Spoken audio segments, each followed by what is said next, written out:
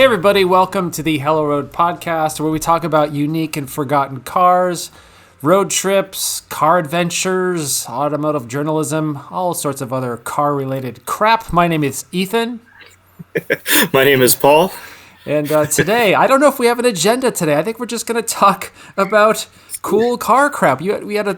we've been looking on Craigslist looking for cars to buy, even though we don't need to be buying cars. We could talk about that. No. We could talk about importing a car because I really want to do that again. I really want to do that.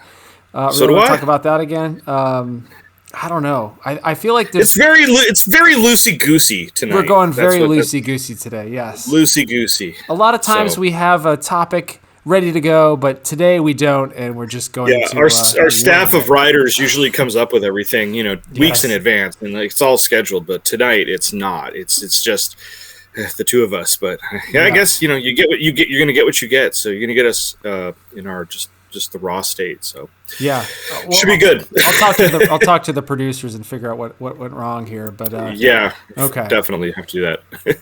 All right. So what's the deal? What should we talk about? You had a something that you wanted to bring up regarding. Well, I don't know. There's a couple things. I have a lot of things I like to talk about. Okay. I don't know. Where do we want to start? Should we start with something a little bit scandalous? Is there some sort of scandal going on that we should chat about? I think it's worth a mention. It definitely is. It's been intriguing me as for the last couple, I guess, week or two. We'll call it scandalous. Okay. So the good folks over at Donut Media, which we've talked about them on the show before. It's you love them or you hate them, whatever. They had a pretty good informative video that was put out on their Wheelhouse episodes that they do, and it talked about kind of the dark side to some of these cars that are being imported to the United States that are from Japan, and I guess this would even happen in Europe as well, but mostly it's focused on Japan. There's been numerous cases where these cars that are coming in, I can tell you the process would be like the person who's like the company who imports it that you find on Instagram or you have their website name and stuff like that. They have people on the ground in Japan that buy these cars at auctions, and then they get brought over here and everything's done to them, and then boom, there's your GTR after you spent $80,000, $90,000, $100,000. Yeah. The issue that's been coming up is that these cars, when they get bought from auction, they have a certain rating set up where it's basically a 5 is like a immaculate car, a 1 is like no, don't touch it, and an R is no, this is absolutely you don't touch this thing. It's been rebuilt or something, right? Rebuilt, yeah. There's a little bit of a branded title or a salvage title. Sure, and that's exactly what it is. And there's some weird caveats to that R rating that they have over there. But basically, there's been instances where some of these companies that bring cars in are kind of making up their own little logs that show that the car is actually in better shape than it really is, and you're really getting an $80,000 rust bucket GTR. Yes, sure. That's what they look like. That's one of the little inspection sheets, and check out the top right hand corner R. Yeah, so that's an R. So that means the car was most likely in an accident. And the accident is usually what we consider totaled in the States. I mean, some of these cars can have aluminum panels on it, and if they get bent up really bad, it's not worth the value of the car. So it would get that rating. They also use that rating too, what I learned in the video and what I learned from researching this, for if the cars had body modifications. So it's big in Japan to put body kits on cars. Sure. And if a car comes to auction with a body kit on, it's probably wearing one of those R ratings. So really? Huh. Yes. So it can throw it that way. So that's the thing that's going on. So a lot of these companies, they have their people on the ground in Japan that are, either coming up with their own documentation that, looks all legit and everything. And that's what they'll pass on to the customer here in the United States that's buying the car. But in actuality, the car is not that grade.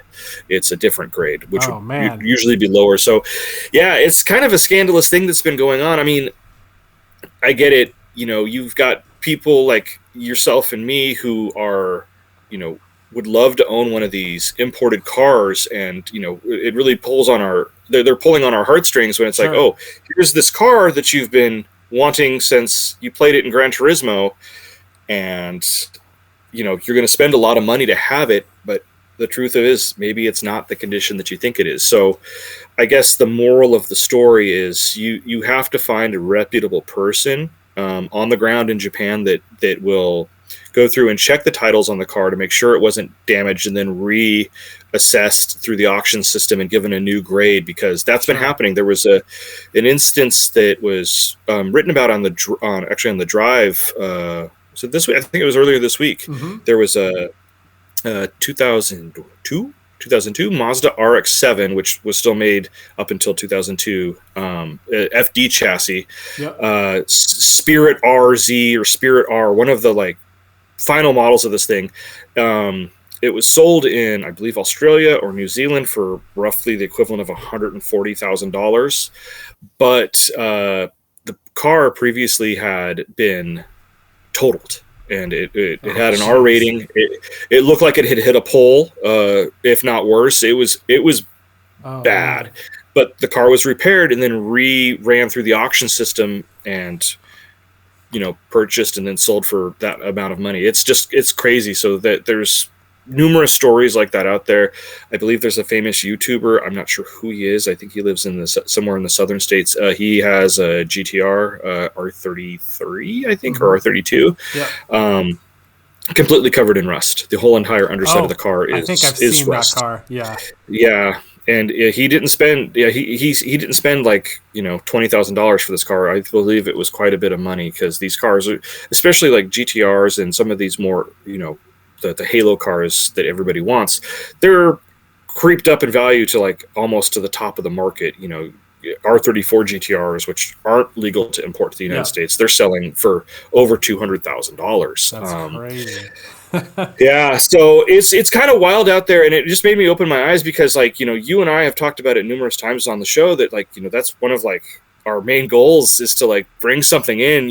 I think you're probably a bit closer to doing it than I am, but maybe. Eventually it's something that we both want to do. So it's great that this came out there, and it's one thing to put all your eggs in one basket and trust some of these importers, and some of them may have great followings on Instagram, and everything might be awesome, good videos, good pictures, everything, but when it comes down to it, you're buying a used car, and in the case of buying an imported Japanese car, you're buying a 25-year-old used car. Yes. So a lot can happen to a car in 25 years. Sure. It's one of those things. So it was good. It was meant kind of as a warning, not meant as a call out.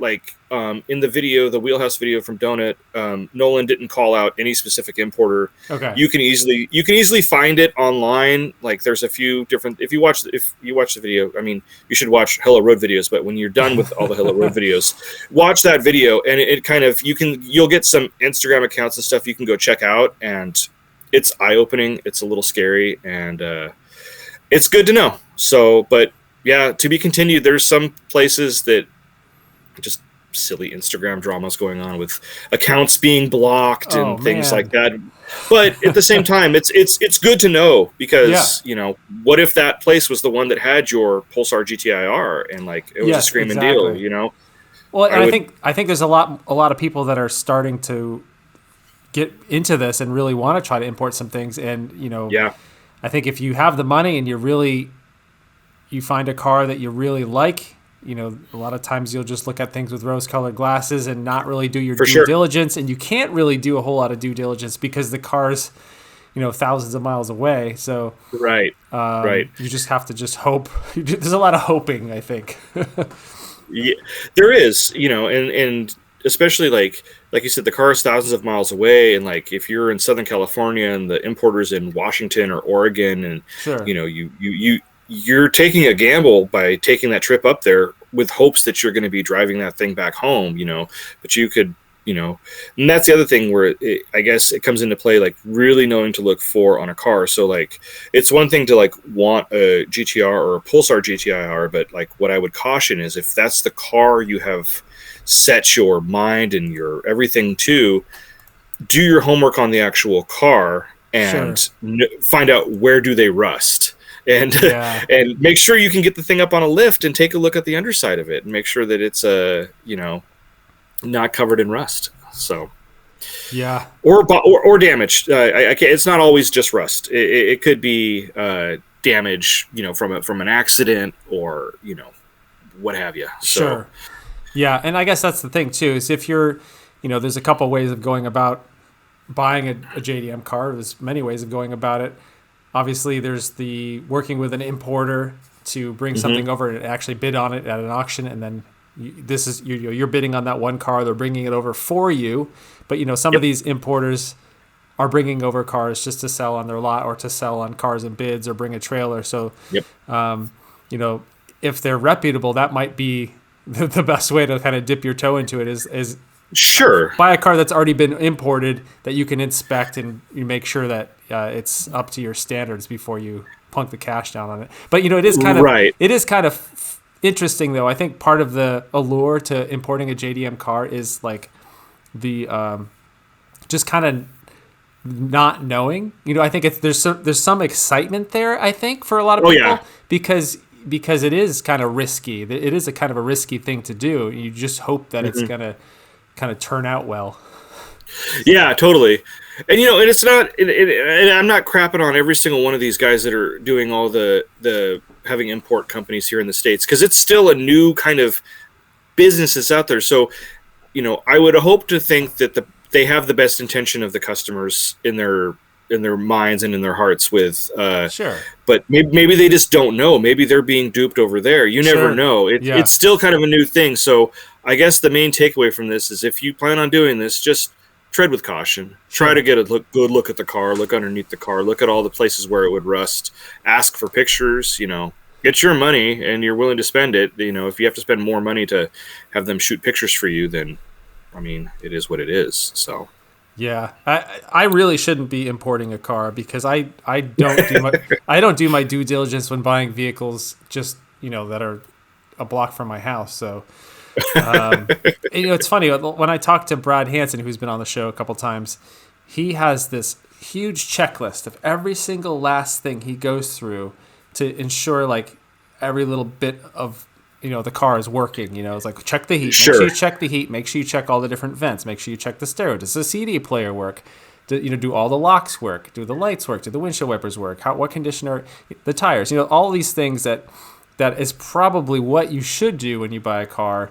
Totally. If you're buying a car in a very logical fashion, which I do not. I buy very emotional. They're very emotional purchases, and I think the flare side that I bought recently, the F-150 flare side, 92 silly truck with a weird bed.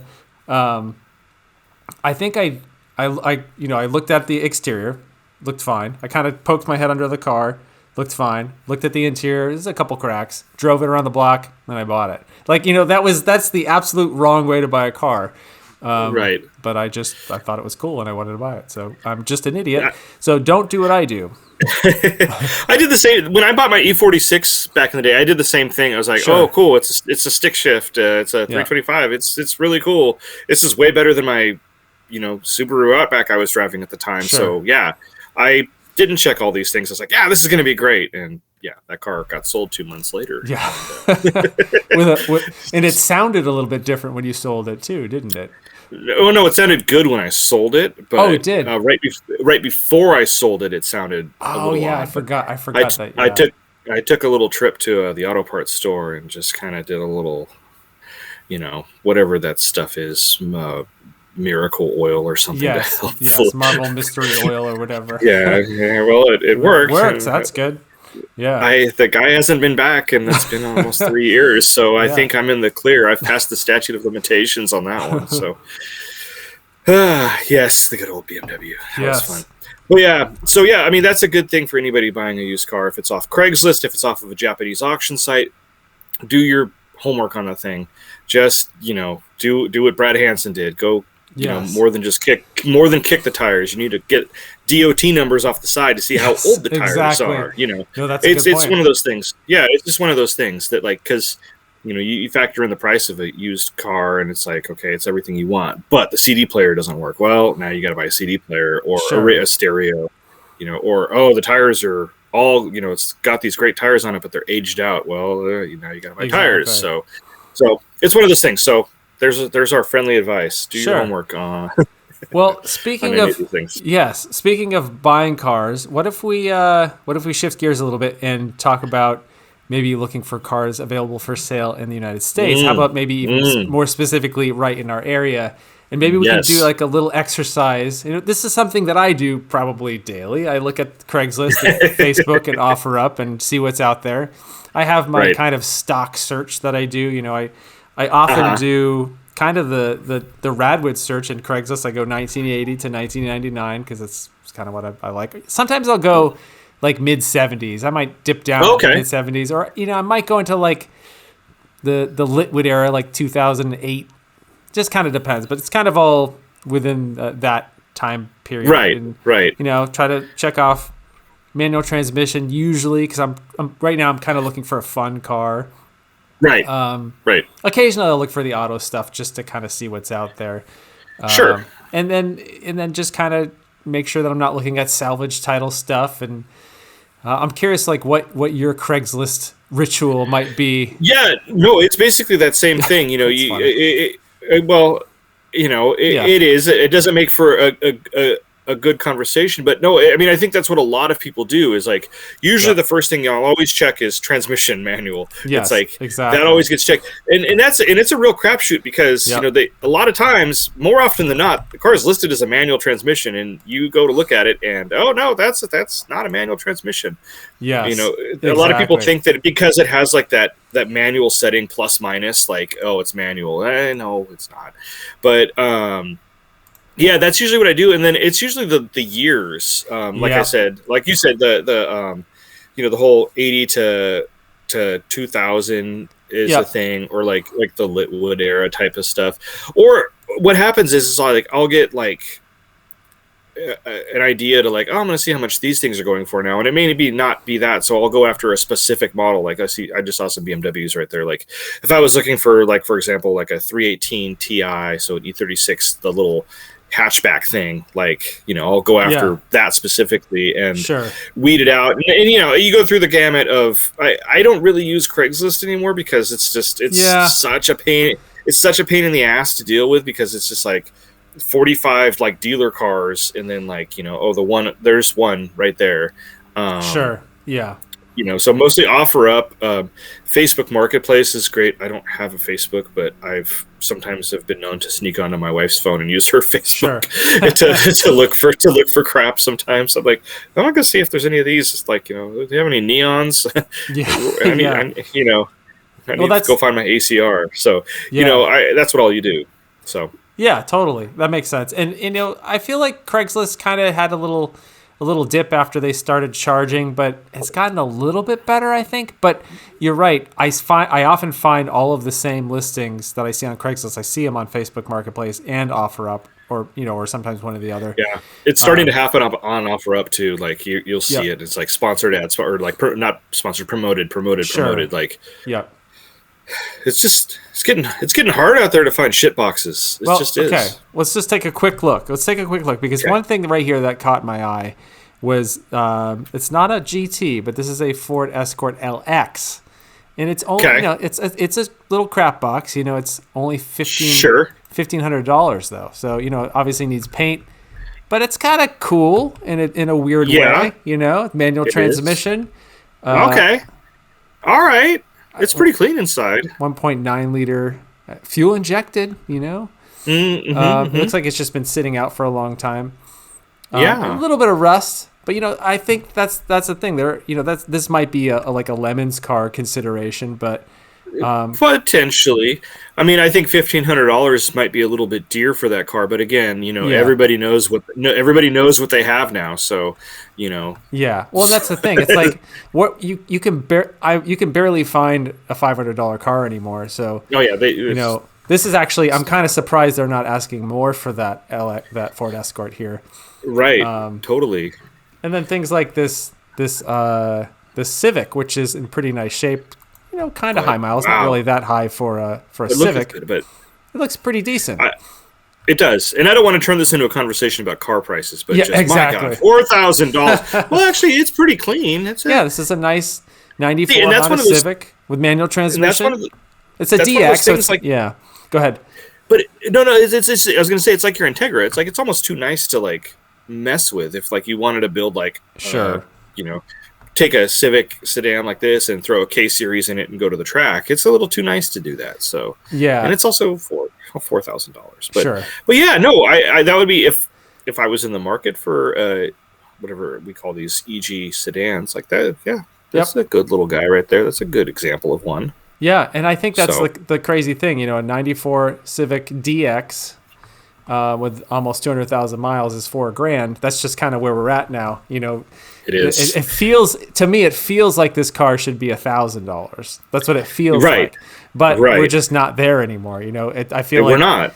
We're getting older. These cars are getting older. The car market right now is ridiculous. So it's and it's also supply and demand too. I mean, there's how many EG sedans with a manual transmission in white, I guess if that matters, are there left out there that are that clean? There's definitely not as many as there was, a couple months ago, and definitely more than a few years ago. So it's, that's kind of the way it is. So, it's just always funny. And like, I think about this, I'm not going to sell my Charade, but like, I'm like, how much is my Charade really worth? Like, $1,000. Well, but no, I think it depends on the person. It's one of those things where you have to like wait for that car. You have to wait for the right buyer, and that's where I feel like your car might, if you really wanted to get rid of it, bring a trailer probably would be the way to go, because it's gonna, it's unique enough for bring a trailer, and it might find that buyer that has been looking for one of these things forever. If you're another Paul, like on the East, you're like East Coast Paul, like you love charades, you've been looking for them forever. You're not going to find them anywhere because they all rusted and they didn't sell that many. So the only way they're going to find them is on a site like Bring a Trailer, or just constantly over and over searching, Auto Tempest. because they don't come up. So. Yeah, you're never going to find one. Yeah, but enough about the charade. Let's find some more cars on Craigslist. So this one right here, I thought was kind of interesting. I haven't we're doing it live, man. We haven't looked at any of this stuff yet. This one right here kind of caught my attention because it's an E30 for under 10 grand, and I'm kind of curious. Okay, yeah, there we go. So basically, it's got an engine, but it's not quite wired in. So it's a roller not running. So I don't know, a 325i. That's crazy. That seems like a pretty decent deal, which makes me feel sick because, again, I feel like this should be like a $3,000 car running, but that should be a free car right there if it's exactly. Not running. Yeah. I don't want to toot the E30 horn, but if we may have just acquired a E30 for a very, very, very, very low sum of money. Was it this one? And it runs. No, it's not. It runs. It just needs a radiator. It's an automatic though, but still, that's fine. Like, you almost have to take what you can get with these E30s, with these any of these older BMWs.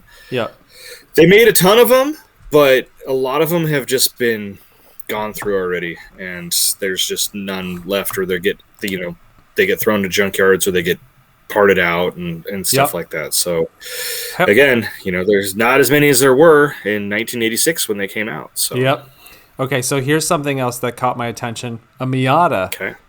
Is this an NB Miata, 99, the first year of the NB, right? 90, first year. So $6,000 actually, again, doesn't seem that bad given the current state of Miata prices. I don't know if they're kind of like inching their way back down, but they were crazy there for a while. I think they may have hit their plateau. Okay. Because this, a few years ago, this would have been... turned into somebody would have bought this for a couple grand, turned it into a spec Miata, and now it's like closing in on $10,000 or whatever. Yeah, that is quite a bit of money to spend, but I mean, they're good cars. I mean, that's the thing is you're getting out of it is, I think it is Was it missing paint on the front bumper too? Yeah, that's $6,000 for a Miata that the paint is trashed. Yeah, so okay. That would just kind of that would kind of pain me. But again, it's I know what I got type of a deal. But yes, exactly. Miatas are great cars. They're great fun. They're a perfect entry level sports car for anybody if they want to get into it. Oh, that bumper is all beat to shit. Yeah, too. That's not. It doesn't look very good.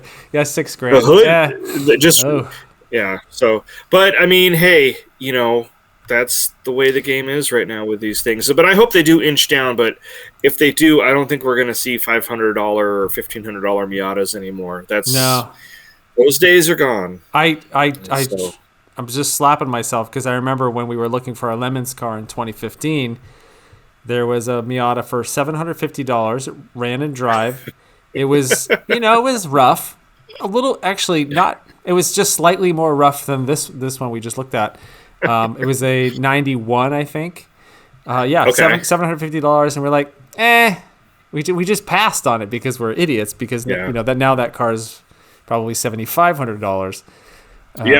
But what are you gonna do? You don't know.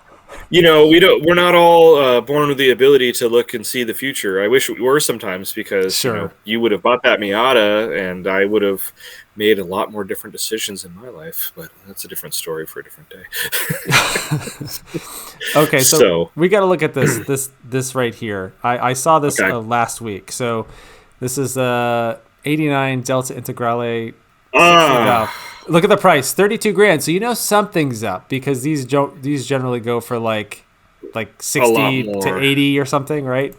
Yes. So yeah, this looks but be beautiful. Still my heart. Oh my gosh. It looks like they took this picture on Big Tahunga Canyon Boulevard. Big Tahunga, yeah. I feel like that's where they might have taken it. So obviously they did drive it and enjoyed it at one point. Yeah. But yes, look at the listing. Engine is no good. So yeah, $32,000 for a really lovely car. But yeah, paperweight doesn't move under its own power. Because that's. So where does one procure a Lancia Delta Integrale engine? I mean, it doesn't seem like that's something you can go to Pet Boys to get like a head gasket set for. Yeah. Oh man. That's interesting too, because for me, like I don't really care about like the legacy of any car.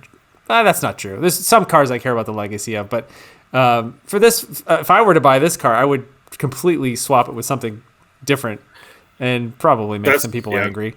What would be like the worst kind of like silliest engine swap for this? That might actually be kind of cool. K-Series. Yeah, exactly.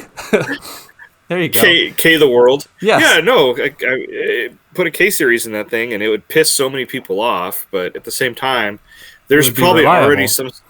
It would be reliable. There's probably already some sort of a mount kit that's made for it that somebody, because people have done it, because everything's got a K-Series in it. Sure. Yeah, but it, or maybe would it be a cool EV swap potential? I don't know. Maybe. I don't know. Man, no idea. I love those cars. They're so cool. They're pretty cool. They should have sold that car here in the States, but they didn't. We missed out. It's a bummer. Well, let's see what else we can find. There are a couple other things here that kind of stuck out to me, like this 89 Toyota truck for almost $10,000 because Toyota trucks are ridiculous. The price. Oh, here we go. Yeah, there's another one, 86 for over almost $12,000. Holy crap! Another. What is this? This is like this is probably like a 90 or something for $11,000. Yeah, Toyota trucks just hold their value. Here's a crashed Mazda B3000 for $3,500. This is just ridiculous. No. Yeah. That's Yes. As you can see. So it's let this be a lesson. Let this be a lesson. Everybody drive safe out there. Don't get in any sort of car crash, because if you need to buy a new car.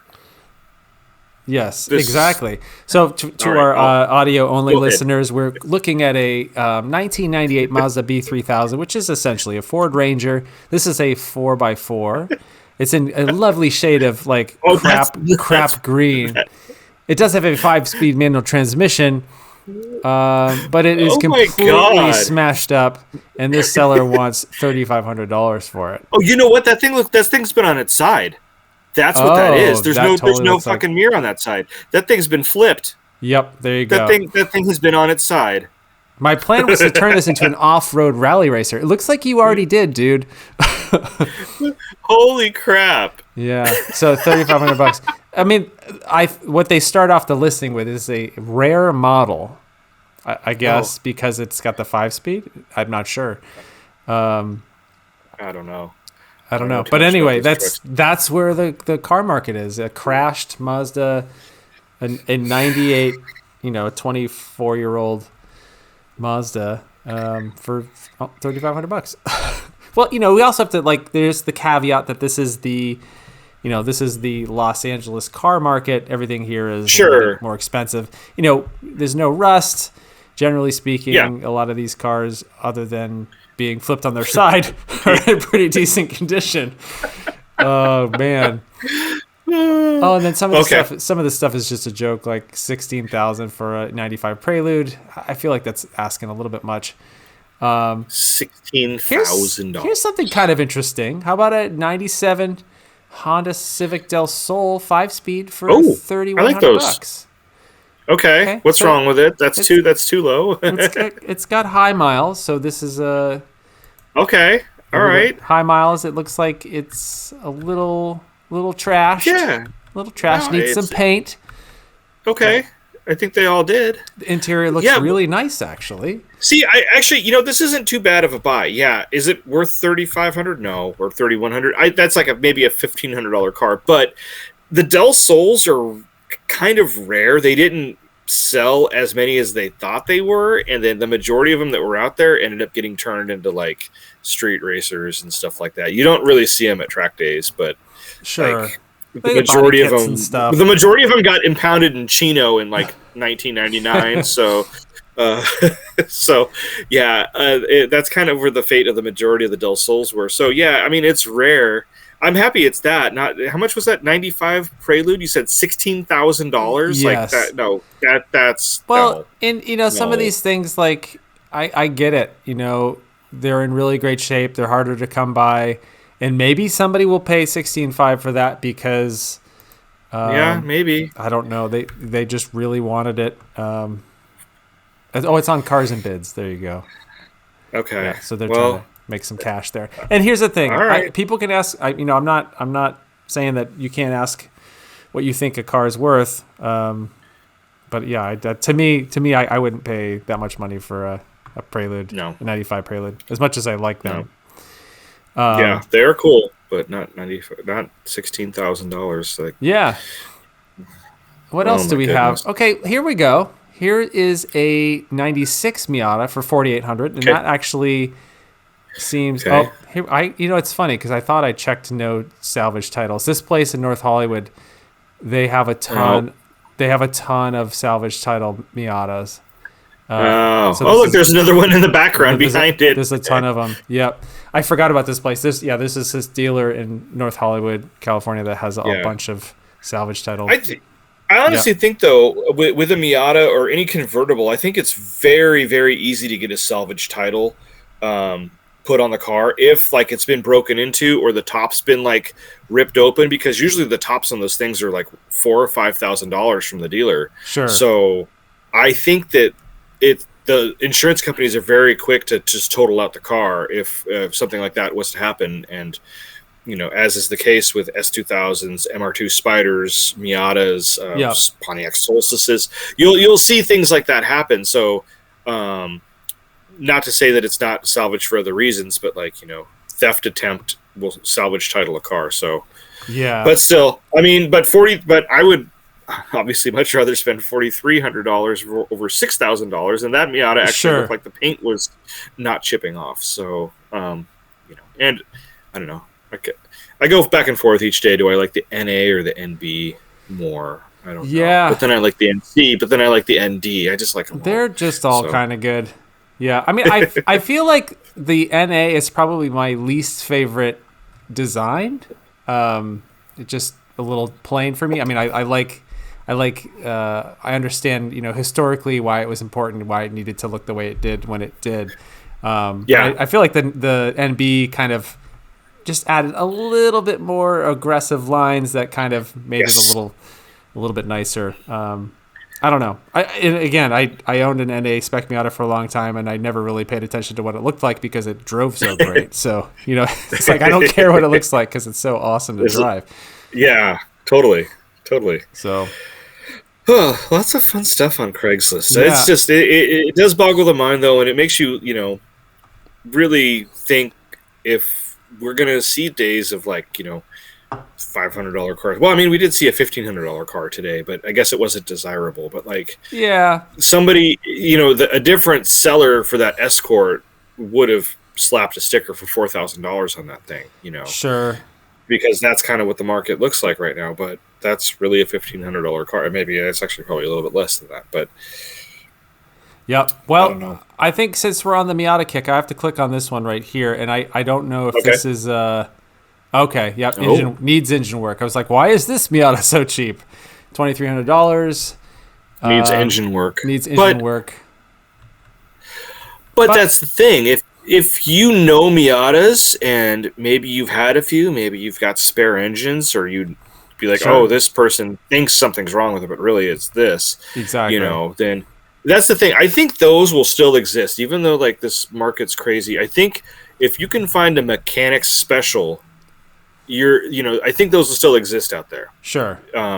So if you know the car, if you're really well versed in Miata or Toyota MR2 or what have you, and you find one of those, then you're going to still be able to get a deal. Especially you walk up to that person selling that thing for $2,300, but yep, needs a motor. I'll give you $1,000 for it right now and get it out of your hair. Sure, exactly. Yeah, they probably it's worth a shot.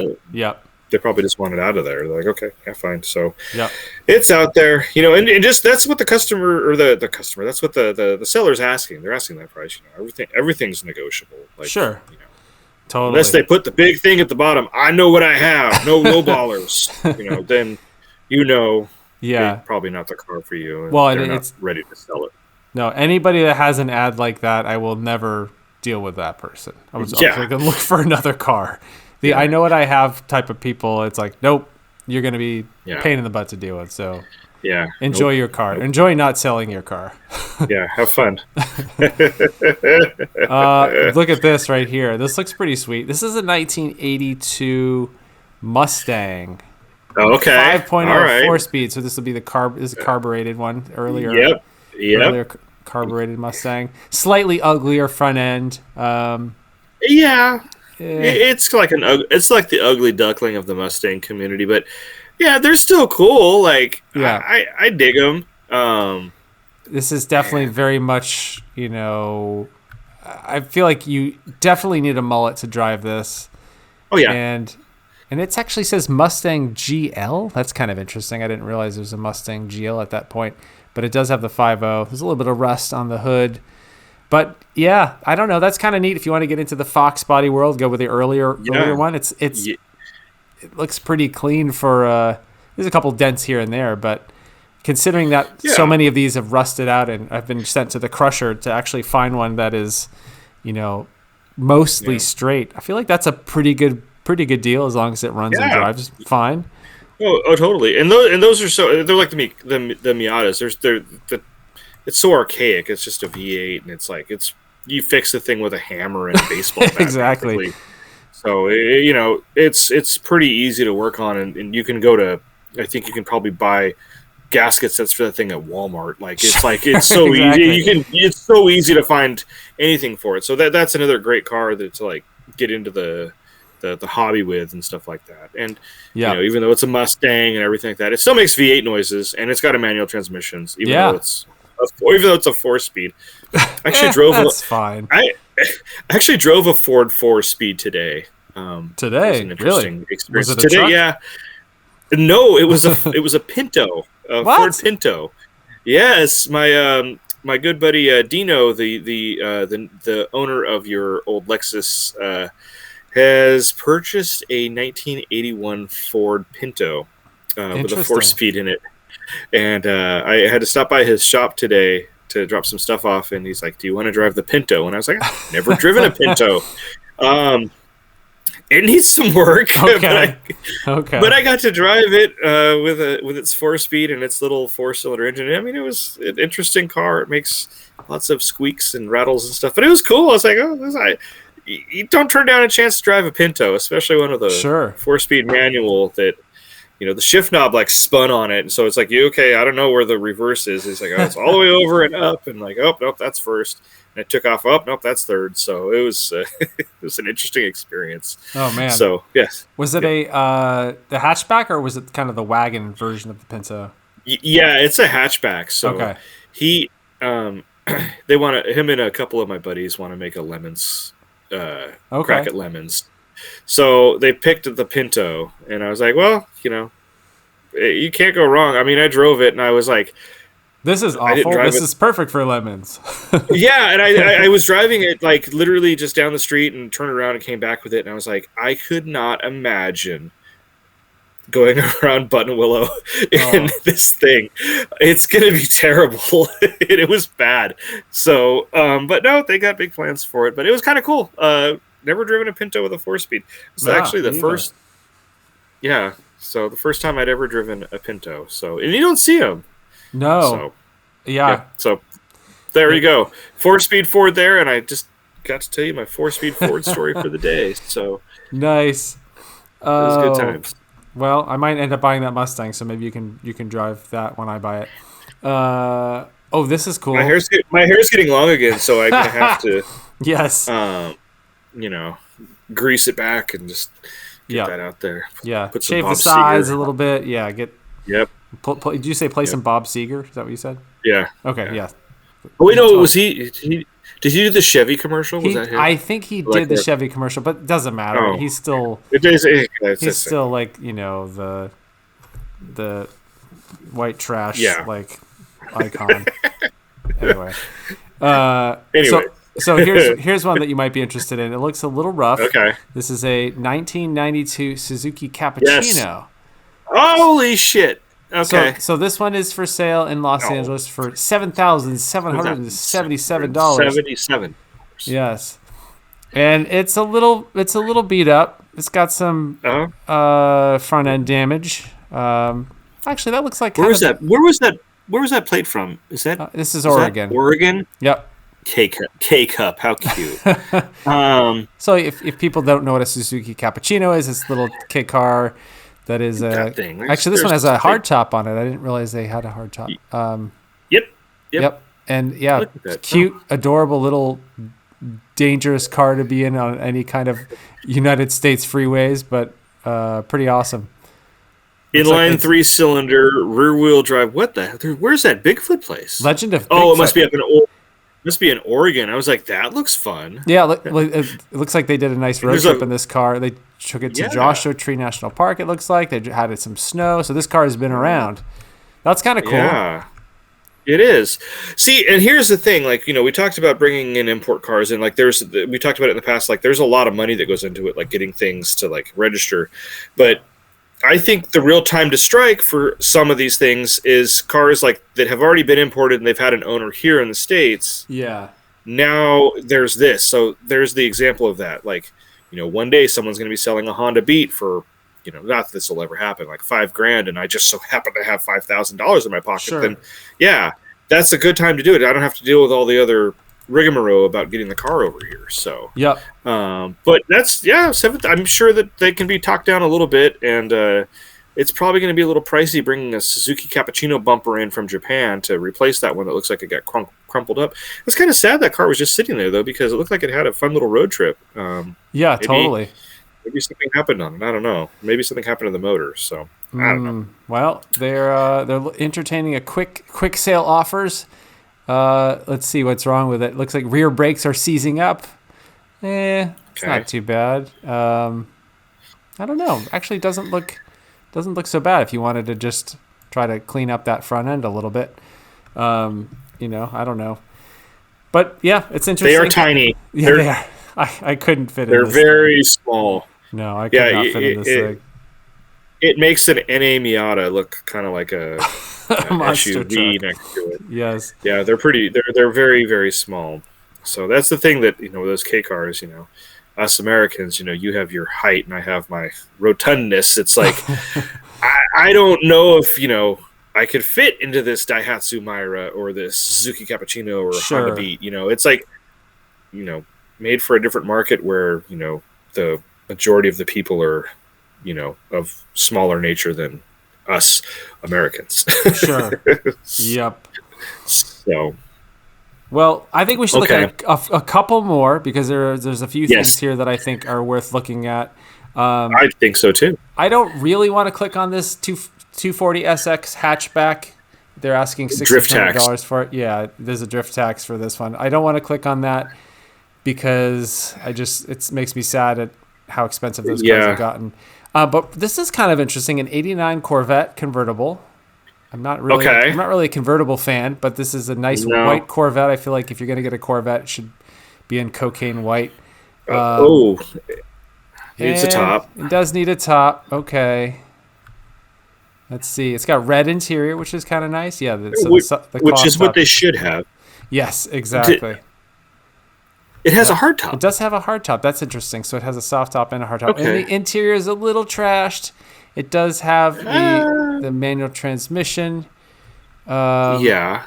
And it's actually it looks like it's a 5-speed manual transmission because I feel like some of these cars, I'm not a Corvette expert, but I'm sure Brad Hansen will chime in and let me know, but there was that weird kind of strange 4+3 or 3, I forget what it was, overdrive transmission that these things had. And I just love this gigantic pad they had on the passenger side dashboard. It's like, we don't have an airbag, but if you slam into the dashboard, at least you have this pillow. Smash your face into that. Yes. Yeah, there you go. Yes. Oh, so I don't know. This is a little rough.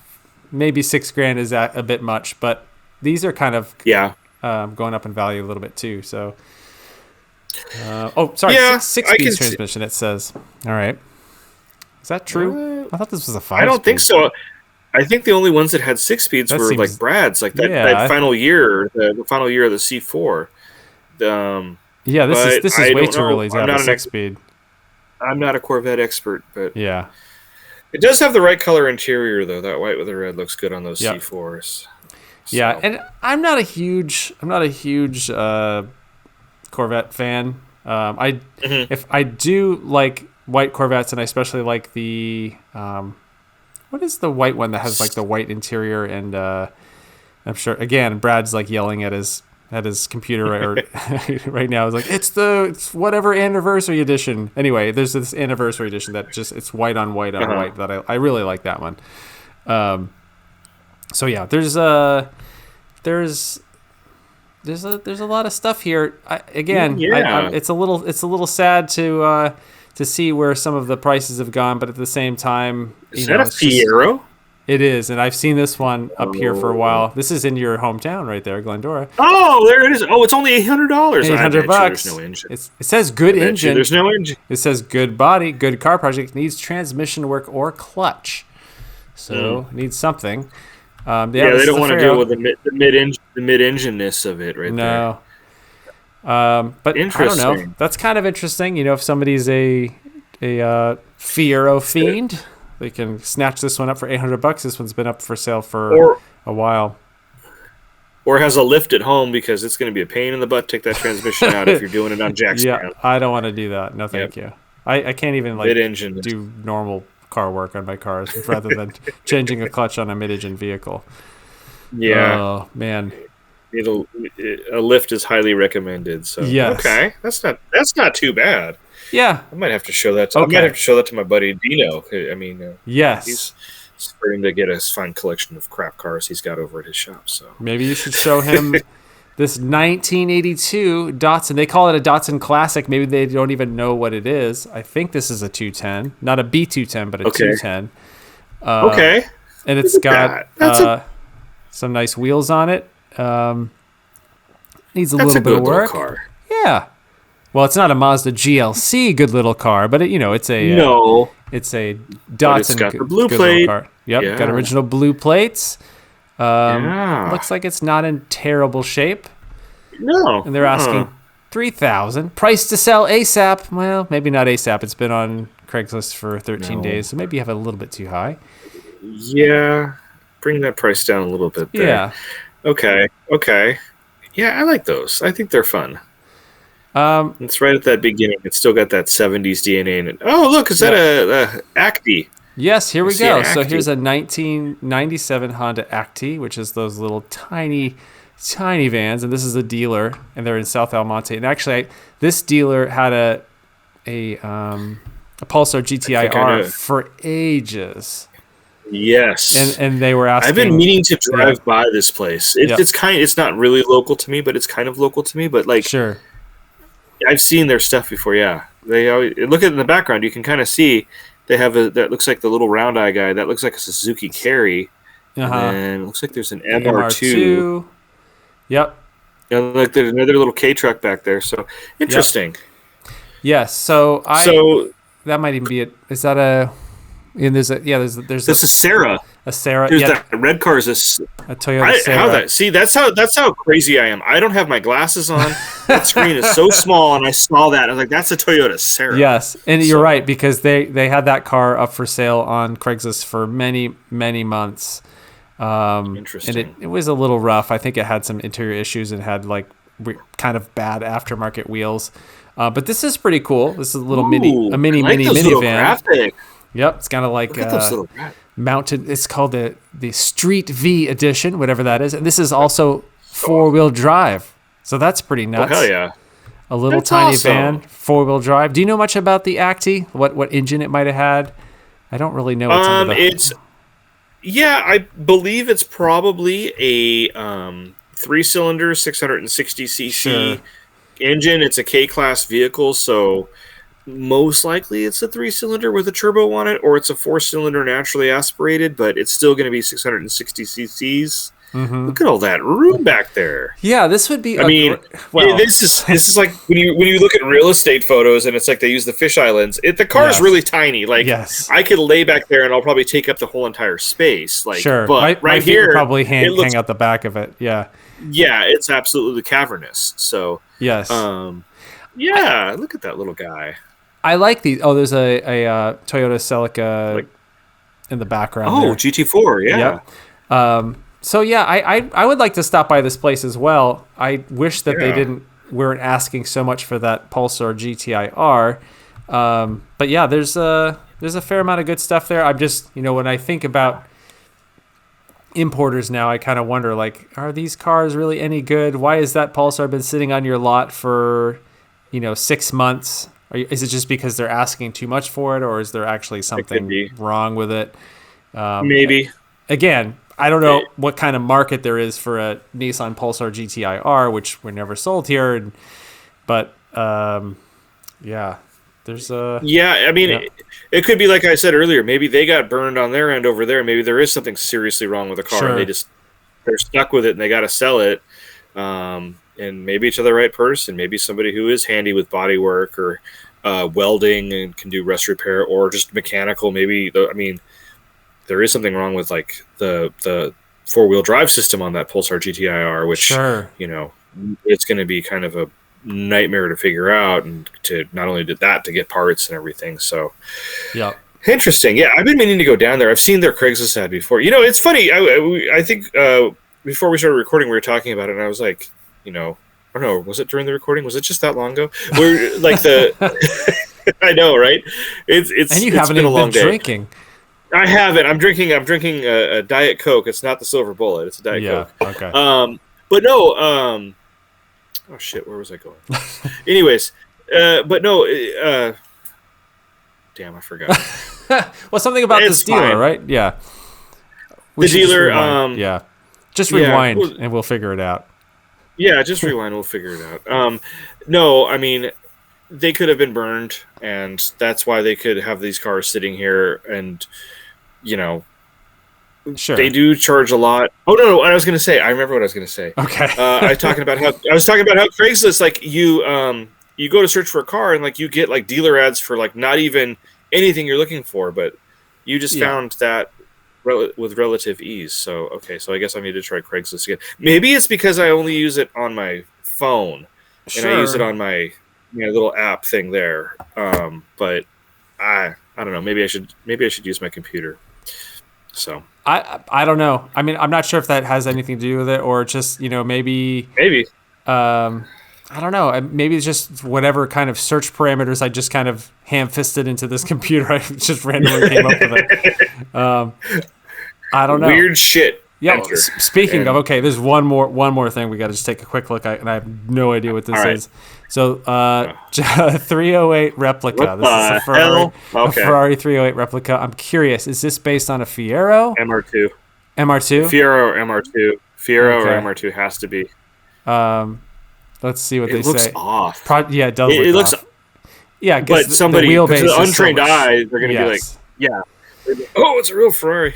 Yeah, so $6,500, and it just says Meta. I don't know what that means. But anyway, $6,500 for a 308 replica, rebuilt transmission, new exhaust, needs interior spelled wrong, halfway restored. Maybe they should say halfway built. Was this ever actually finished? Is this kit ever finished? Here's the thing. I actually I do sort of like kit car, these kind of replicas. Just because I just like the fact that somebody went to the trouble, to like make this Ferrari that doesn't really look like a Ferrari. Sure. But yeah, this one needs a little bit of work. But $6,500 for a fake Ferrari, throw some red spray paint on it, and you're there, right? And you're good to go.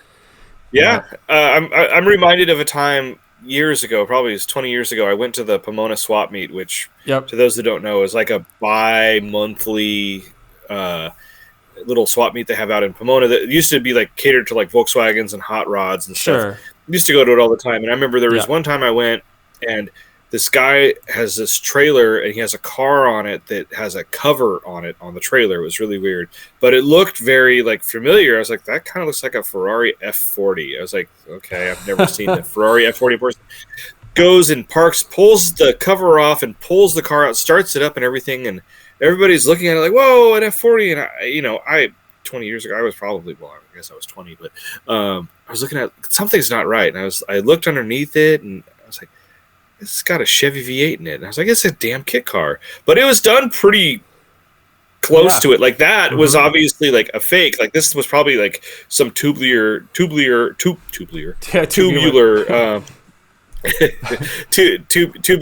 frame build thing. And kit cars can be done pretty well depending on who does it. I think there's a company actually in Japan that's doing a kit car of a Toyota 2000 GT. Oh, okay. And they're putting the two JZs from the Supras in it, of course. But it's really cool. But it's still like a $200,000 car, and it's a kit car. Yes. Well, the real ones are going for over $1 million, and there was only like 30 something of them built, or 40 of them. But that's kind of cool that's out there. I've thought about, I wouldn't mind getting like a kit car version of a Sports 800 that I can maybe put like, I don't know, some sort of maybe a Subaru Boxer engine in or something like that. And it looks right. As long as it looks close, then I'd be okay driving it. Yep.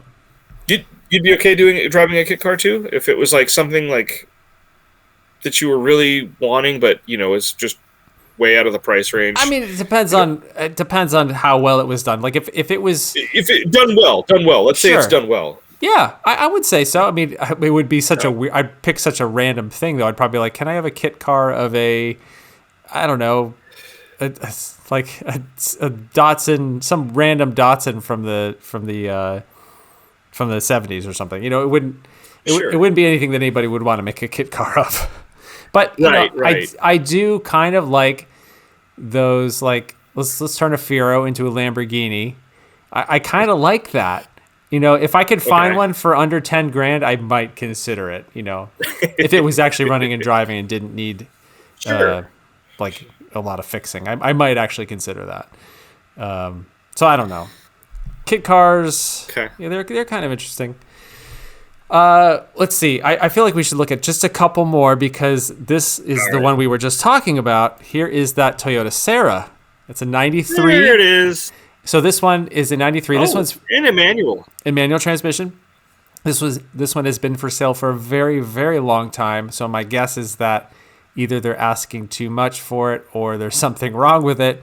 But yeah, only 114,000. Well, it says miles, but I'm curious if that's kilometers. Oh, it's kilometers. Kilometers. Yep. Okay. So yeah, if people don't know what a Serra is, it's got the gull wing doors on the side. It's basically based on it's kind of like Tercel Starlet kind of. Yeah. Paseo. Yeah. Paseo, Tercels. Yeah, that whole small Toyota car, but it had those doors. And there's actually a funny story with them. I think the Serra came out, I want to say 89, 90, maybe 91, early-ish 90s. And Gordon Murray, when they were trying to figure out how to do the doors on the McLaren F1, actually took inspiration from the Toyota Serra. That's awesome. And so this wonderful supercar that's hailed as like the best car ever got inspired by a little Toyota Serra for its doors. So, man, this guy's got a ton of stuff. I need to go down there. Yeah. I mean, that's not too far from me. Well, and it looks like these pictures were shot in Japan, and they're just using the pictures from Japan in their listing. Oh, okay. I'm all like, oh my God, those are Daihatsus back there. Those are little Daihatsu boons or something. Okay. So that is Japan. And it looks like, it just looks like a rainy day in LA. Exactly. So it's missing the emblem on the front. It's got like a really kind of whack steering wheel, and that's a pretty hokey steering wheel. Some broken stuff on the dashboard. Oh, look how cool that dash is, though. Yep, it's got a really cool dash, kind of angled.